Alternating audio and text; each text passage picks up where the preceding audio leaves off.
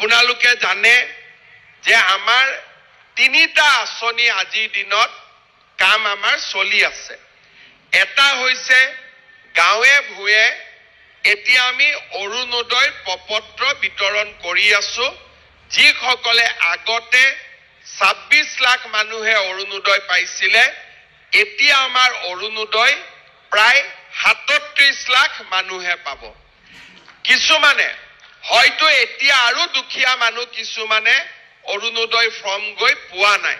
মই তেওঁলোককো এইটো কথা ক'ব খুজিছো যে এইবাৰৰ ফৰ্ম ফিল আপ খিনি হৈ যোৱাৰ পিছত সেপ্টেম্বৰ মাহত বাদ পৰি যোৱা আৰু 3 লাখ 4 লাখ মানুহক আমি অৰুণোদয় দিয়াৰ ব্যৱস্থা কৰিম। অৰ্থাৎ মোৰ লক্ষ্য হ'ল যাতে দুখীয়া মানুহ অৰুণোদয়ৰ পৰা বাদ পৰি নাযায়। সেইবাবে আপোনালোকে আজি আমি যি অৰুণোদয় ফৰ্ম ফিল আপ কৰি আছো, আপোনালোকে সোনকালে ভাল কৰি ফৰ্মখিনি ফিল আপ কৰি দিব যাতে আমি অৰুণোদয় হিতাধিকাৰী হিচাপে আপোনালোকক নিৰ্বাচিত কৰিব পাৰো। তৃতীয়তে আপোনালোকে এবাৰ জানি ভাল পাব, আপোনালোকৰ কাৰ কাৰ ঘৰত ৰেচন কাৰ্ড আছে? হাত উঠাওকচোন। আচ্ছা, সবৰ ঘৰতে ৰেচন কাৰ্ড আছে। ইমান দিনে আমি ৰেচন কাৰ্ডত মাত্ৰ চাউল দিছিলো। এইবাৰৰ পৰা অহা 1 অক্টোবৰৰ পৰা আপোনালোকে ৰেচন কাৰ্ডত দালি বজাৰতকৈ 25 টকা কম দামত আপোনালোকে 1 কেজি দালি কিনিব পাৰিব। অৰ্থাৎ বজাৰত যদি দালিৰ দাম 100 টকা, আপোনালোকে ৰেচনৰ দোকানত 75 টকাত দালি কিনিব পাৰিব।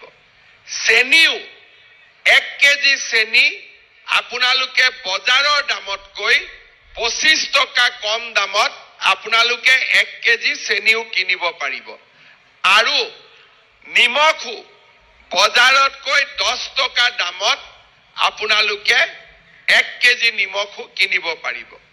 আৰু যাৰ পৰিয়ালত ৰেচন কাৰ্ডত 5 জনতকৈ বেছি নাম আছে, তেওঁলোকক আমি 2 কেজিকৈ দালি, 2 কেজিকৈ চেনি আৰু 2 কেজিকৈ নিমখ আমি কম দামত দিয়াৰ ব্যৱস্থা কৰিম। তাৰমানে বজাৰতকৈ এতিয়া চাউলটো আপোনালোকে বিনা পইচাত পালে, চাউলৰ লগে লগে দালি, নিমখ আৰু চেনিও আপোনালোকে বজাৰতকৈ কম দামত আপোনালোকে কিনিব পাৰিব। অৰ্থাৎ আমাৰ দুখীয়া মানুহে বজাৰত যদি 100 টকা দালিৰ দাম আপোনালোকে 75 টকাতে কিনিব পাৰিব। এই কামটো আমি 1 অক্টোবৰৰ পৰা আৰম্ভ কৰিম। ইয়াৰ লগে লগে আমাৰ মহিলাসকলে, বিশেষকৈ আত্মসহায়ক গোটৰ বাইদেউসকলে যি 10,000 টকা আঁচনিত ফৰ্ম ফিল আপ কৰিছিল, মুখ্যমন্ত্ৰীৰ মহিলা উদ্যমিতা আঁচনি, এই আঁচনিখনৰো ধন আমি 1 এপ্ৰিল, আজিৰ পৰা 12 দিন পিছৰ পৰা আমি বিলোৱা আৰম্ভ কৰিম। 1 এপ্ৰিলত বিহালী সমষ্টিত আমি প্ৰথম 10,000 টকাটো দিয়া আৰম্ভ কৰিম। তাৰ পিছত এটা এটাকৈ 126টা সমষ্টিতে আমি এই ধন বিতৰণৰ কাম আমি হাতত ল'ম। আৰু যিসকল মহিলাই এই 10,000 টকাটো পোৱাৰ বাবে নিৰ্বাচিত হৈছে, তেওঁলোকৰো নাম আমি 1 এপ্ৰিল তাৰিখে ঘোষণা কৰিম। ফোন যোগে আপোনালোকক আমি জনাই দিম যে বাইদেউ আপুনি 10,000 টকাটো পাবৰ বাবে আপুনি নিৰ্বাচিত হৈছে। এই 10,000 টকাটো পোৱাৰ পিছত যিসকলে এই 10,000 টকাটো ভালকৈ খৰচ কৰিব, ভৱিষ্যতে তেওঁলোকক আমি আৰু 25,000 টকা বেংকৰ পৰা 12,500, চৰকাৰৰ পৰা 12,500 টকা দিয়াৰ আমি ব্যৱস্থা কৰিম। অৰ্থাৎ 2026 চনত আমি আৰু 25,000 টকা দিয়াৰ ব্যৱস্থা কৰিম। খালি চৰ্ত এটাই, প্ৰথম 10,000টো আমি কিবা এটা ব্যৱসায়ীৰ নামত তাঁতশালতে কৰিলো, মুৰ্গী পুহিলো, গাহৰি পুহিলো, প্ৰথম 10,000 টকাটো আমি ভাল কামত ব্যৱহাৰ কৰিব লাগিব। শ্ৰদ্ধাৰ ৰাইজ, আজি আপোনালোকে চিন্তা কৰক, আমি বিনামূলীয়াকৈ প্ৰধানমন্ত্ৰী ডাঙৰীয়াই আমাক ঘৰ দিছে, বিনামূলীয়াকৈ আমাক চাউল দিছে, আমাৰ পৰিয়ালে 1250 টকা অৰুণোদয় আঁচনি লাভ কৰিছে।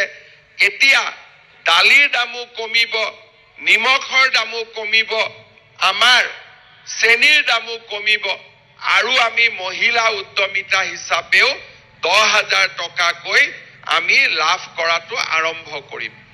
ইমান দুখীয়া দৰিদ্ৰ মানুহৰ কাৰণে আমাৰ ৰাজ্যত কোনেও আগতে এনেকে চৰকাৰী আঁচনি হাতত লোৱা নাছিল।